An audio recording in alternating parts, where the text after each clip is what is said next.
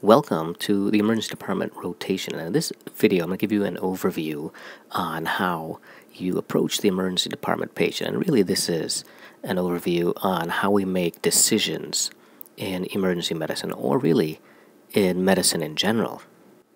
And it involves several things. The first thing is you. Here's you with your stethoscope and your clinical judgment, your good clinical judgment. You mix that with the best evidence that you can find, and a quick check for errors, and that will eventually lead you to a good decision. These two pieces are out of the scope of this 4-week course, but maybe we'll go over them in different videos. But really what we're going to talk about then is this first one, how to have good clinical judgment. Everything in medicine centers around the patient.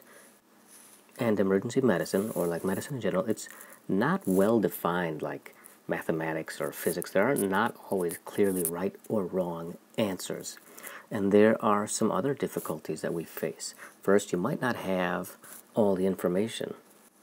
Many times patients may be unconscious and unable to give you information, or they might not even know. They might not know the medicines that they are on, or they might not be able to give a good description of what exactly it is that they're feeling. And on top of that, problems change while the patient's in the emergency department. It's a dynamic process. Their diseases are going to progress. What they may have felt at the beginning, they may not feel as time goes on. And oftentimes we lack feedback, so we may make a decision and we might not know if it was the right choice or the wrong choice. So how do we make decisions given all this uncertainty? Well, we do the best we can with the information that we do have, and we have to have a systematic approach. And so let's go over that now. And we remember that everything always centers around the patient. So the first thing that we're going to do is a primary survey. And these are the ABCs you've probably already heard about, and the gist of this is we want to ask ourselves, is there something that's going to kill this patient now? Because if there is, we better deal with that.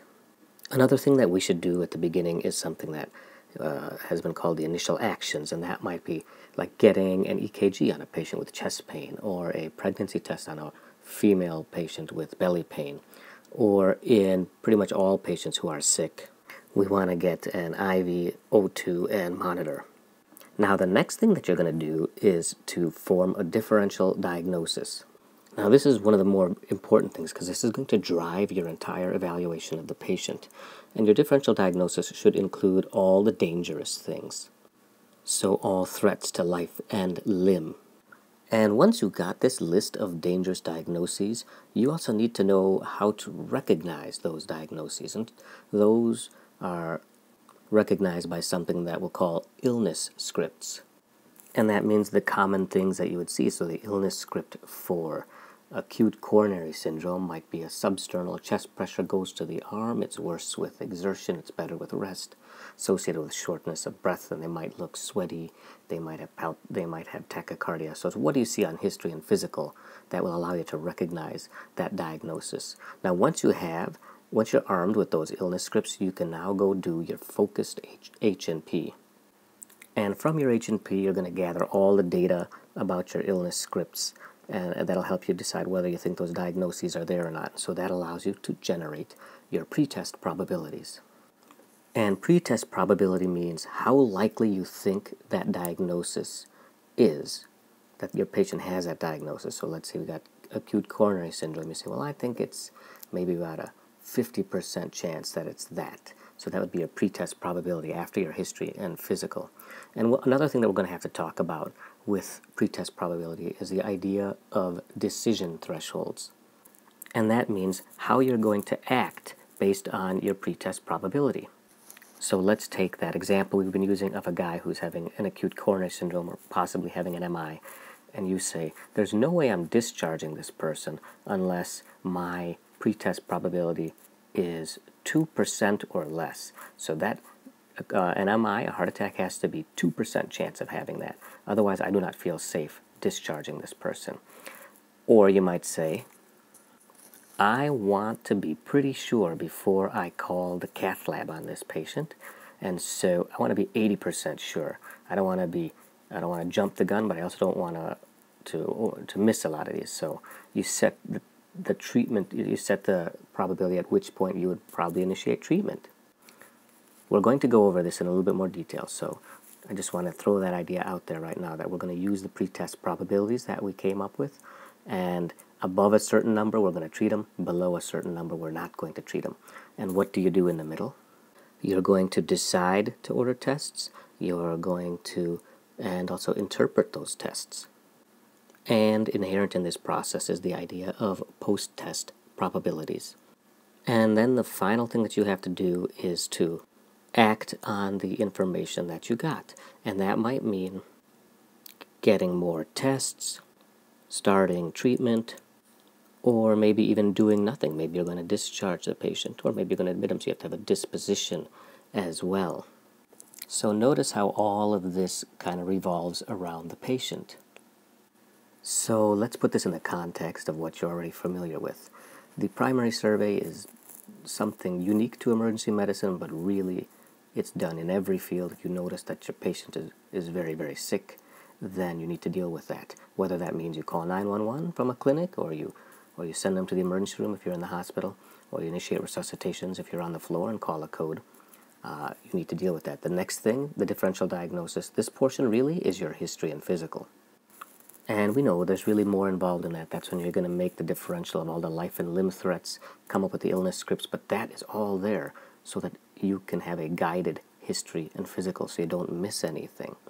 The next thing, your pretest probability, this is really your assessment, where you take all the information that you gathered from the history and physical and you synthesize it and integrate it and come up with the pretest probability, how likely you think each diagnosis is given the information you were given.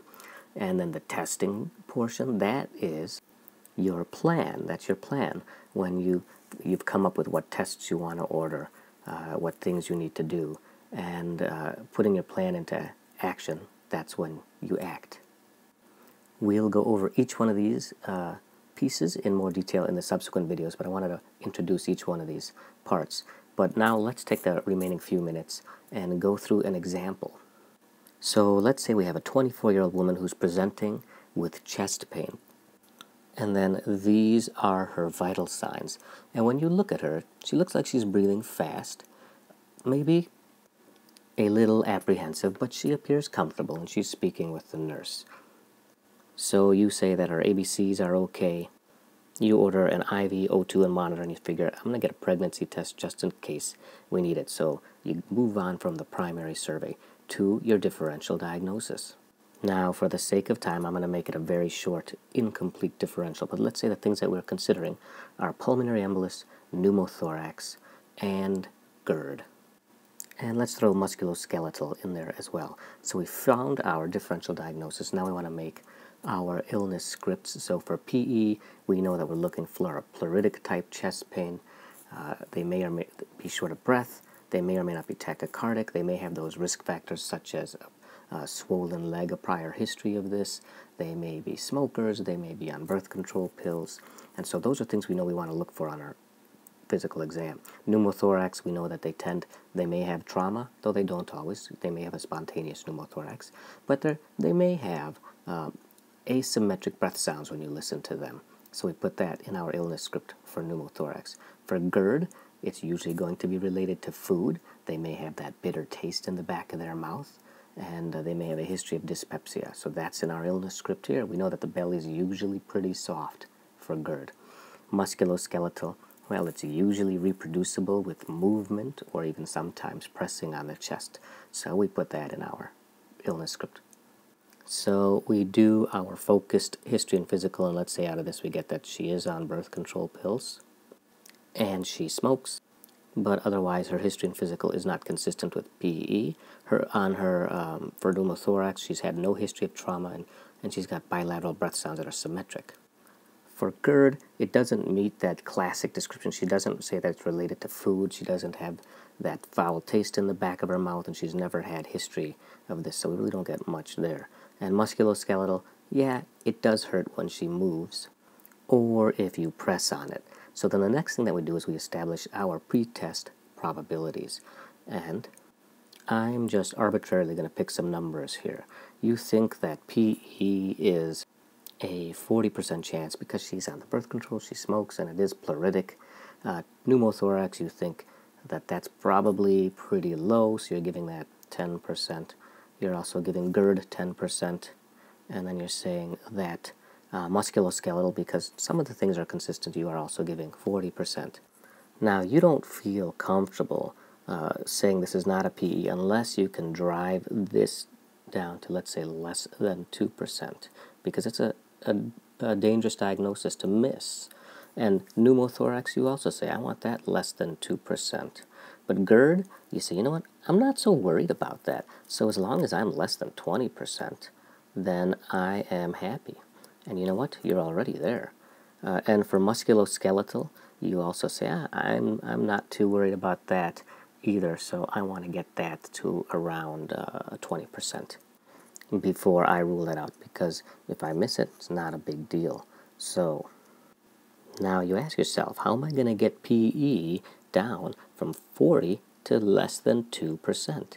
And you think about using a D-dimer, but then you eventually say, no, I'm going to get a CT of the chest. And that eventually comes back negative, and that for you drives it down to maybe 1%, and so you feel good saying, yeah, it's not PE. Now for pneumothorax, you might want to do something similar. You might say, hey, let me get a chest x-ray, and if I don't see a pneumothorax, I feel that lowers it down to less than 2%. However, you're getting a CT anyway, so you say, you know what, let me just look at that CT. So again, on the CT, you don't see anything suspicious for pneumothorax, and you know that that's a great test for that. So now you're less than 1% on that one too. GERD, we're not going to do any testing because we feel pretty comfortable that it's not GERD. It's below our threshold of worrying about it. And musculoskeletal, well, we are at 40%. Maybe you give her a trial of some Motrin and you see what happens, and she says, yeah, it feels a little bit better, and then you later get some more history that's saying that she's been working out, she's been doing some push-ups, and so that's why it's probably hurting, and that actually makes your, increases your likelihood of this. So you feel comfortable calling this musculoskeletal, and you're going to act, you're just going to send her home with Motrin and rest and tell her not to do any more push-ups. So don't worry if you didn't understand some of the things that I was talking about here with the percents and the probabilities. We'll go over that in a subsequent video.